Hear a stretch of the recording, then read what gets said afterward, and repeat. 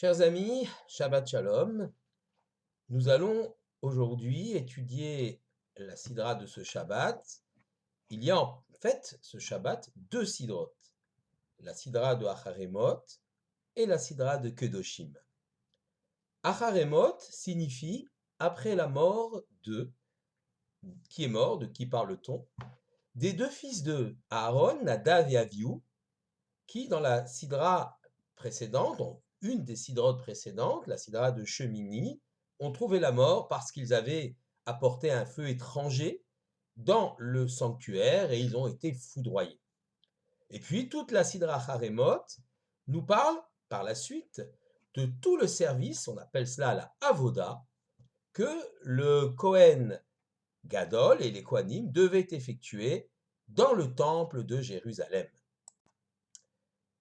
La sidra de Kedoshim, elle, parle de différentes règles. Le mot Kedoshim veut dire saint. Elle débute par la phrase suivante. Kedoshim tiyu, ki kadosh ani Hashem Elokechem. Soyez saints, car moi l'Éternel, votre Dieu, je le suis, je suis saint.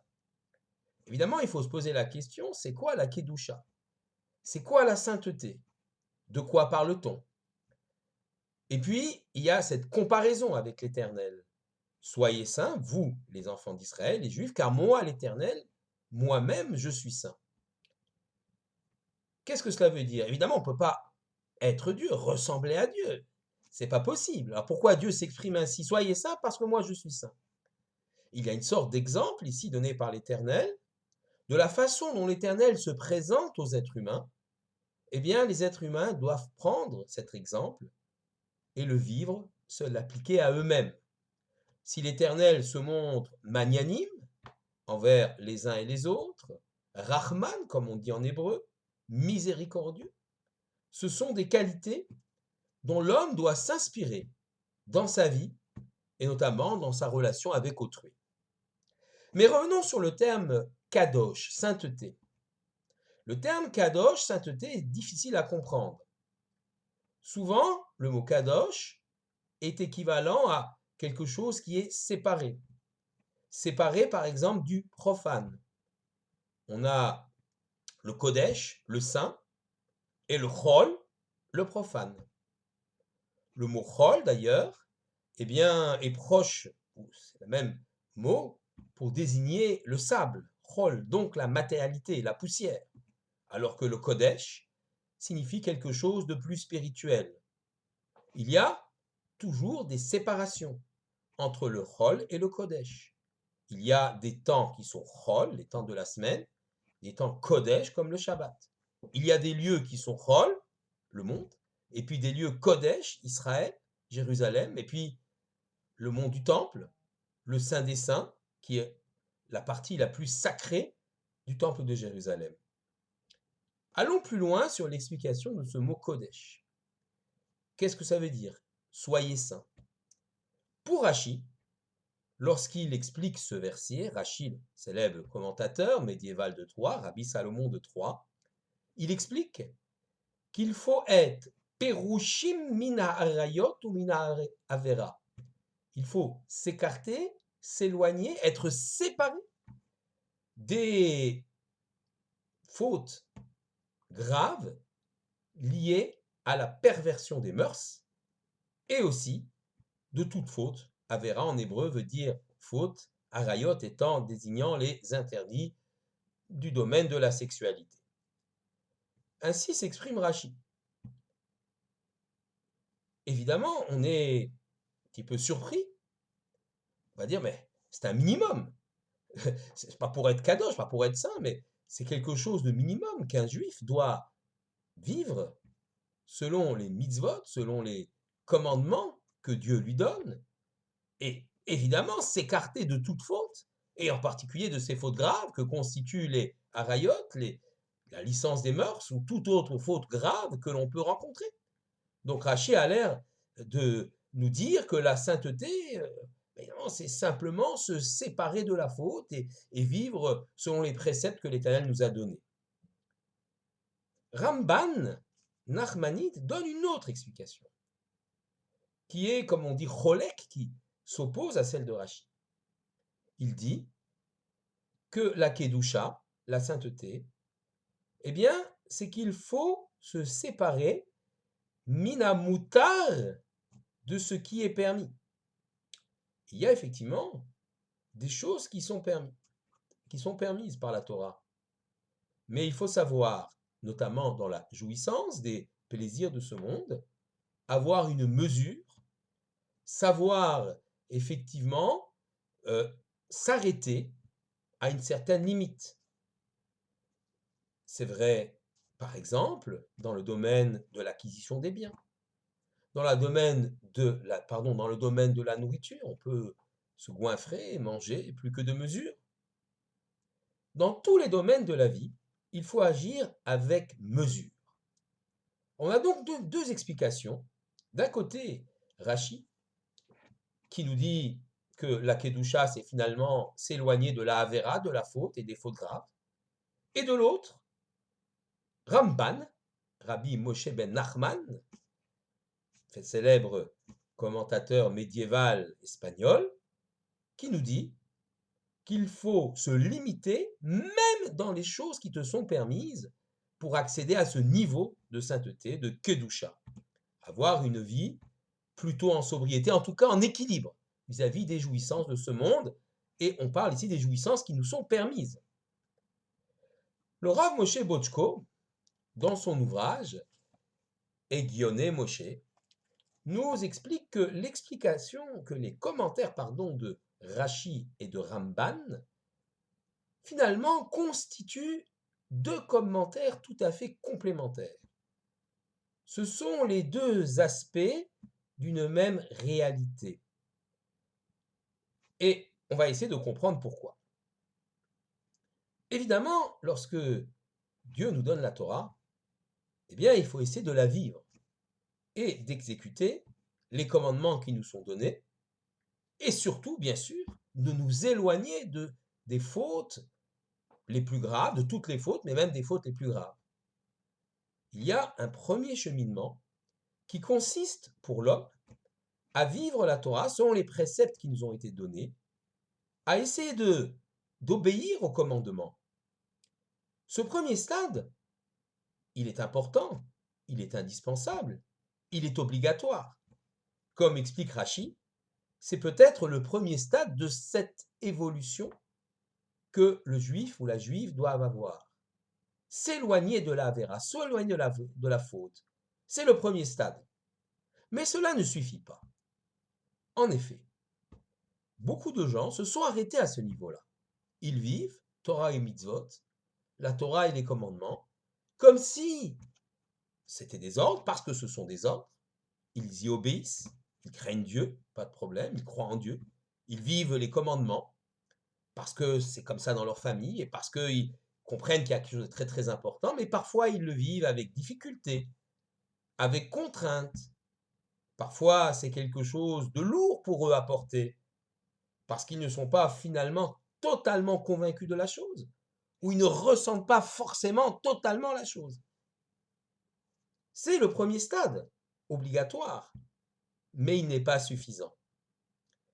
Pour atteindre la Kedusha, la sainteté, il faut aller au-delà. Qu'est-ce que ça veut dire aller au-delà? Eh bien, à un moment donné, lorsque l'homme pratique les commandements, et surtout lorsqu'il l'étudie, il essaye de donner un sens, et c'est pourquoi l'étude de la Torah est extrêmement importante. Gadol, Talmud Torah chez Mevil Yedeama, c'est grand l'étude de la Torah car elle amène à l'acte. Eh bien, à un moment donné, cette étude et cette pratique, les deux sont obligatoires l'un et l'autre, amènent à une adhésion plus profonde à la Torah et au mitzvot. À un moment donné, ce que je vis et ce que j'étudie ne reste plus extérieur à moi-même, mais me pénètre très profondément dans mon esprit, dans mon âme, dans mon cœur.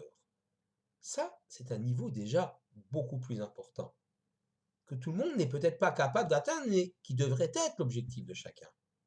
À ce moment-là, le vécu qu'on peut avoir, le vécu des mitzvot, ne se fait plus par contrainte ou par devoir, mais par ahava, par amour.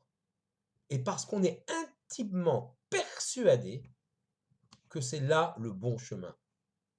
En d'autres termes, la Kedusha, c'est le niveau qu'on peut atteindre lorsqu'un homme n'exécute plus les commandements, les mitzvot que l'Éternel nous a donnés, seulement par devoir, mais aussi parce que cela fait partie véritablement de sa propre nature. Il ne peut pas en être autrement dans son esprit, dans son corps, dans son cœur.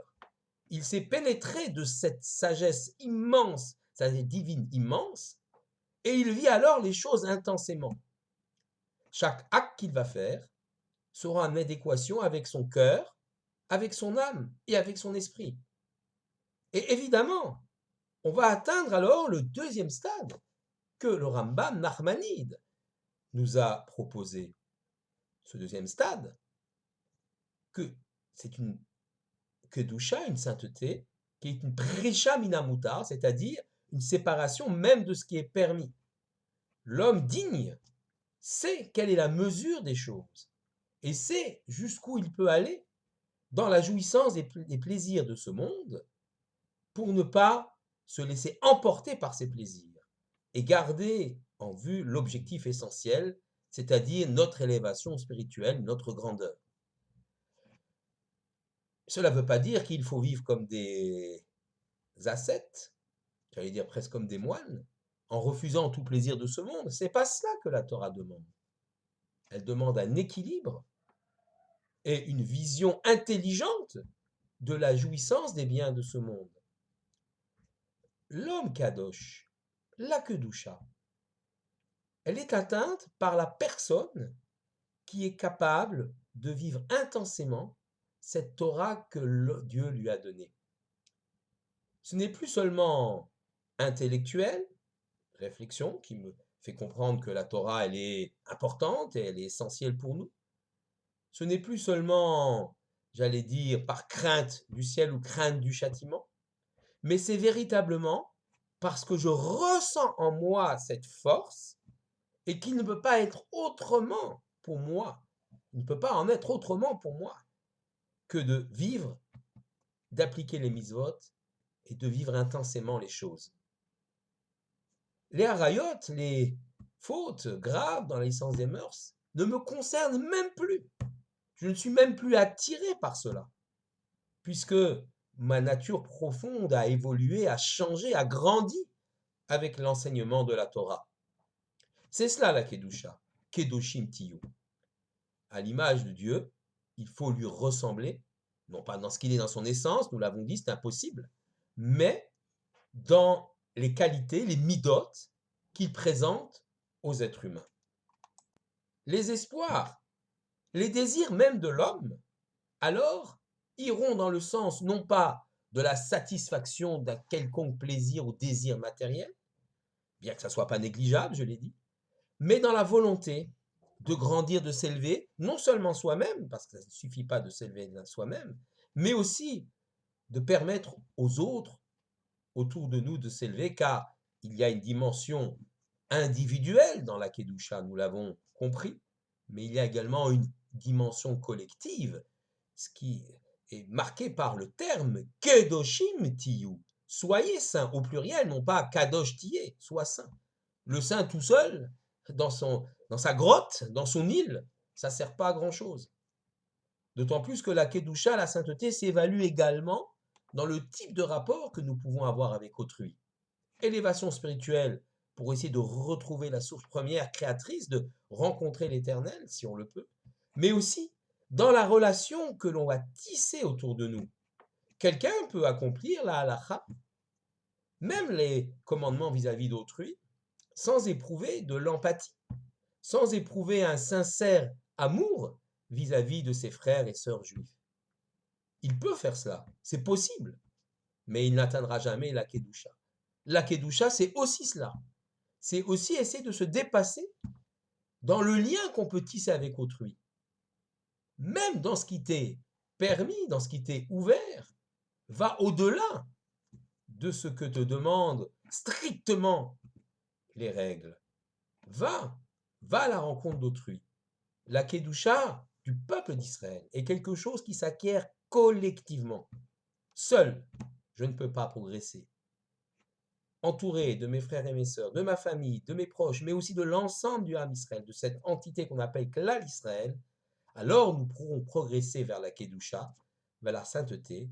Kedoshim Tiyu, soyez saints, le peuple juif deviendra saint, car l'Éternel lui-même est saint, et nous pourrons alors accéder à quelque chose d'extraordinaire, à la rédemption, à l'arrivée du Mashiach Tzidkenu, du Messie rédempteur, d'Imera Yameinu de nos jours. Amen.